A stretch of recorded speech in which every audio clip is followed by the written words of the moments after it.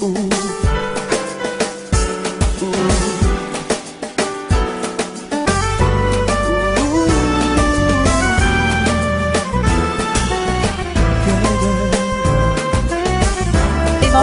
Talon, écoutez.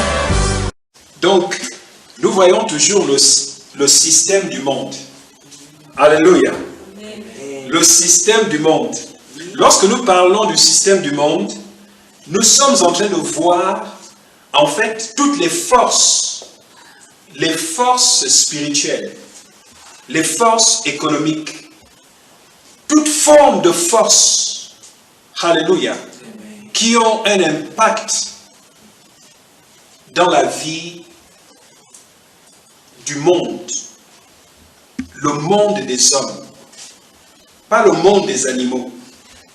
Lorsque nous parlons du monde, nous voyons le monde des hommes.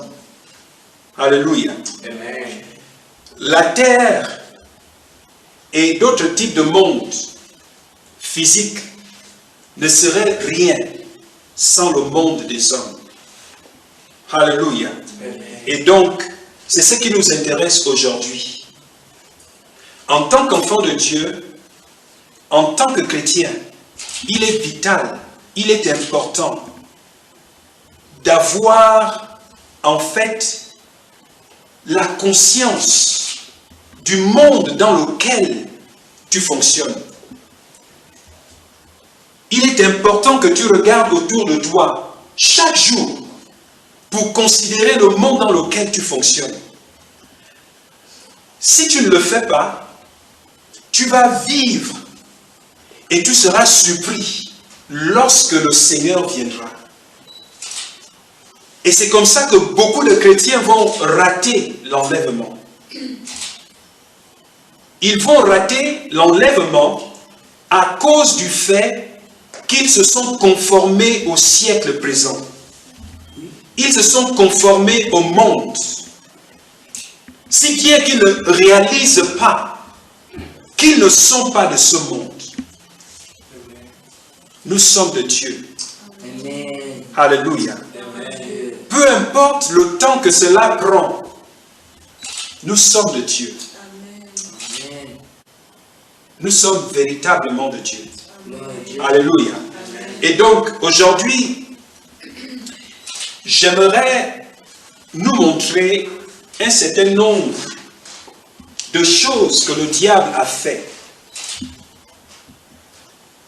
Et je veux débuter par son œuvre au ciel, parce qu'il avait commencé au ciel. On l'appelait Lucifer. Et ensuite, il est devenu Satan. Il est devenu le diable. Et tous ceux qui l'ont suivi, nous les appelons les esprits méchants, les démons, les anges déchus. Satan lui-même est un ange déchu. Et les autres anges qui l'ont suivi, qui ont décidé de le suivre, sont des anges déchus. Alléluia. Amen. Dans le livre d'Ésaïe, chapitre 14, nous sommes en train de voir en fait la corruption que le diable apporte. Il est diable à cause du fait qu'il avait essayé de corrompre le royaume de Dieu, en voulant faire en sorte que tous les anges se retournent contre Dieu. Il avait essayé de le faire au ciel. Il a commencé au ciel. Et parce qu'il n'avait pas pu réussir à corrompre tous les anges de Dieu,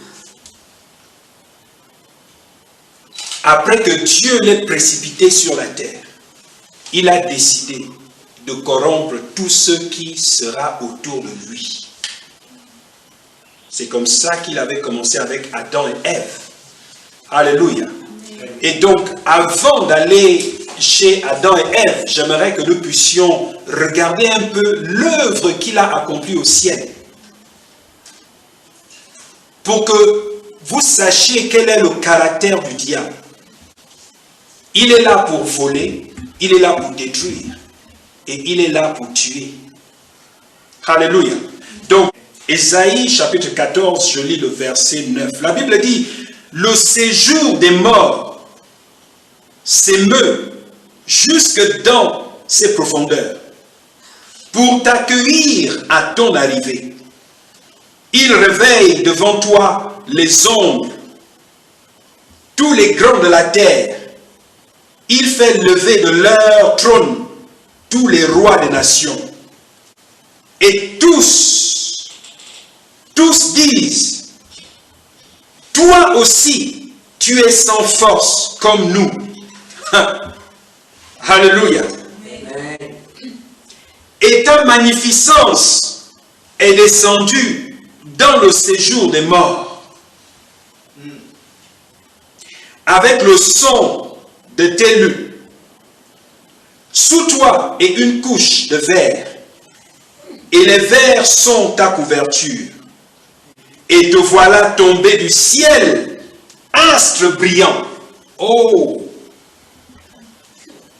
Lucifer, il s'agit de Lucifer. Il s'adresse à lui. Voici qui Lucifer était. La Bible dit au verset 12, « Te voilà tombé du ciel. » Donc, ça nous révèle que Dieu, qu'il fut un grand combat, qu'il eut un grand combat au ciel. Et ce combat est dû au fait qu'il avait réussi à corrompre un grand nombre, une myriade d'anges, pour monter une armée contre Dieu. Et c'est comme ça que Dieu, ou encore les anges de Dieu, les anges divins de Dieu, les anges sanctifiés de Dieu, dans ce combat, le précipite sur la terre. Le diable échoue. Le diable est maintenant déconnecté du ciel. Il n'a plus accès.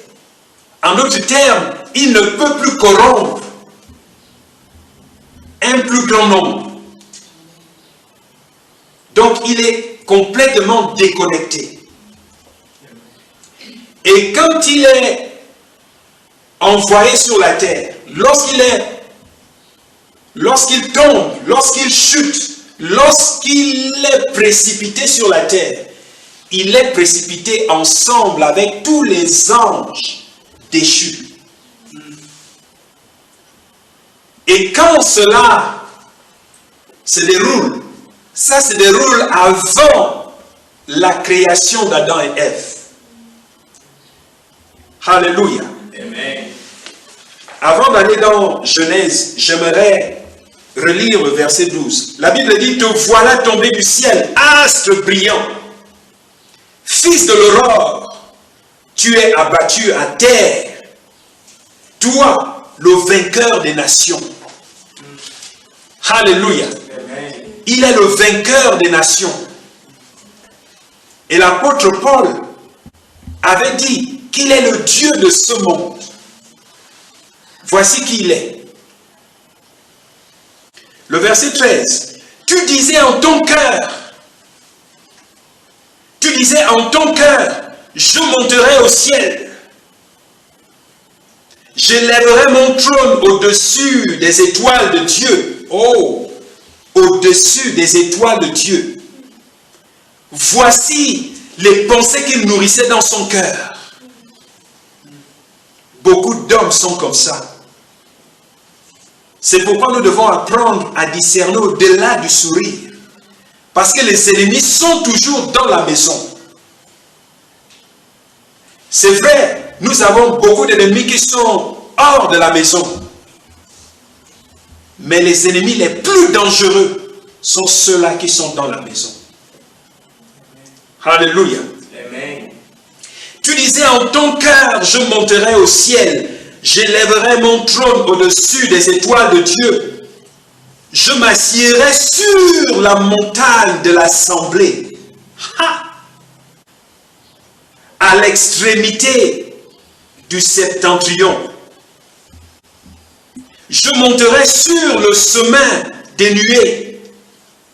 Je serai comme le Très-Haut. Je serai semblable au Très-Haut. Voici l'ambition de Lucifer au ciel. Voici son ambition. Voici son caractère. Voici le type d'homme qu'il est. Voici qui il est. Voici l'œuvre qu'il accomplit au ciel dans la présence de Dieu. Il dit, je serai semblable au Très-Haut. Le verset 15 dit, mais tu as été envoyé dans le séjour des morts. Ceux qui te voient fixent sur toi leur regard. Ils te considèrent attentivement. Est-ce là cet homme? Vous voyez? Cet homme. Le prophète Ésaïe se réfère à lui comme étant un homme. Lucifer est un homme. Mais il fut un homme divin. Maintenant, c'est un homme démoniaque. Un ange déchu. Voici qui il est. Alléluia. Amen. Et c'est ça l'œuvre qu'il voulait accomplir au ciel. Il voulait monter tout le monde contre Dieu. Beaucoup de personnes sont comme ça dans des églises, dans des assemblées, dans des communautés, dans des couples. Un ami du couple, ses ambitions, c'est de monter le mari contre la femme ou de monter la femme contre le mari afin de semer la division. Le caractère d'un homme, le caractère d'une personne. Il y en a beaucoup. Ils viennent et ils te disent des bonnes paroles, mais dans leur cœur, c'est pour s'aimer la division. Voici qui est le diable. Et voici la raison pour laquelle Dieu le précipite sur la terre. Parce qu'il monte les gens contre Dieu. Il était l'étoile brillante, l'astre brillant. Il était un ange glorifié. Mais à cause de ses ambitions, il est devenu un ennemi de Dieu. Et la Bible nous montre ici, il n'avait pas combattu physiquement avec Dieu. Le combat était entre le diable, les anges déchus, contre les anges de Dieu. Il n'a jamais combattu contre Dieu. Donc ne le voyez pas comme étant l'ennemi de Dieu au même niveau que Dieu. Non, il n'était qu'un ange. Alléluia. Et c'est comme ça que Dieu le précipite sur la terre. J'aimerais vous montrer ceci dans le livre de Genèse. Ésaïe vous permet de comprendre exactement la raison pour laquelle la Bible dit au verset 2, Genèse chapitre 1, le verset 2, la raison pour laquelle la terre est informe et vide. Alléluia. Genèse chapitre 1, et je commence au verset 1. La Bible dit, au commencement, Dieu créa les cieux et la terre. Il a créé les cieux et la terre. Alléluia. Amen. Les cieux ici se réfèrent aux différentes dimensions. Les dimensions. Alléluia. Amen. Les cieux. Lorsque nous parlons des cieux, il ne s'agit pas de ce que nous voyons quand nous regardons au ciel. Nous voyons les nuages. Non. La Bible parle des cieux. Il y a plusieurs couches des cieux, plusieurs dimensions des cieux.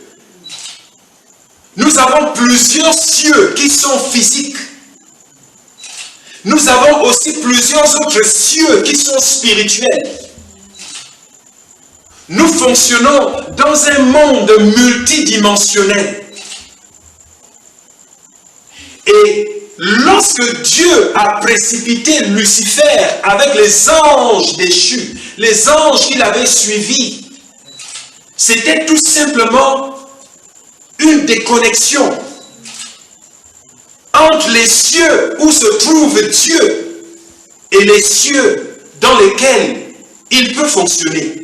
C'est pourquoi lorsque vous lisez dans le livre de Daniel, lorsque Daniel prie, après un certain nombre de jours, l'ange finalement arrive à Daniel et lui dit: depuis le premier jour où tu as prié, Dieu a exaucé ta prière, mais j'ai été arrêté par le chef du royaume de Perse. J'ai été arrêté par le chef du royaume de Perse.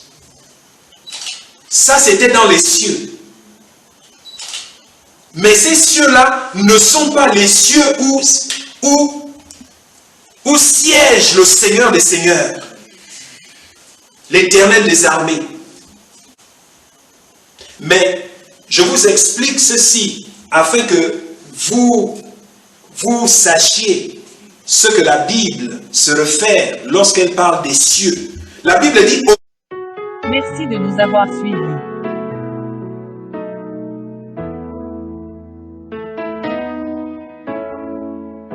Seigneur, tu es la force, l'amour qui brûle en moi comme une flamme, le soutien